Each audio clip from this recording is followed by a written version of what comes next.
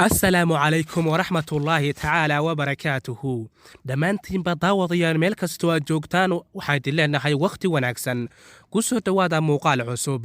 maanta waxa aynu diiradda saari doonaa nin caruus ahaa kaasoo u gacan qaaday sawirqaade sawirayay xaaskiisa ama caruusadiisa. sawirada xafladaha aroosyada ayaa waxa ay dunida ka noqdeen kuwa aad u cajiib ah, halka sawirqaadayaasha iyaguna ay isku howlaan sidii ay shaqadooda u gudan lahaayeen isla markaana ay shaqo wanaagsan ugu qaban lahaayeen dadka ay u adeegayaan. mana ku sii jirto markii ay aroos tahay, sawirqaadayaashu waxa ay si aad ah u qabanqaabinayaan isla markaana sawirro ay uga qaadayaan caruuska iyo sidoo kale aroosadda, kuwaas oo xusuus weyn ku reebaya maalintaani aadka ugu weyn.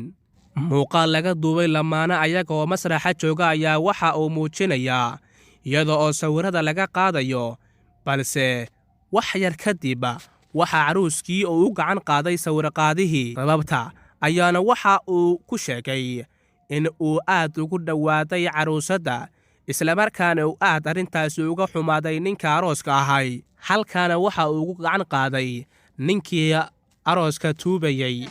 inantii aroosadeed ayaana markaasi aragtay asiga oo dharbaaxaya ama gacan u qaadaya ninkii duubayay muuqaalka.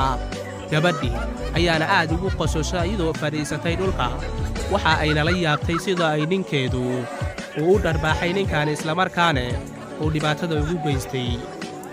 meel kastoo aad joogtaan waxaan idin leenahay wakhti wanaagsan. fadlan muuqaalka like saar, sheerna dheh. aad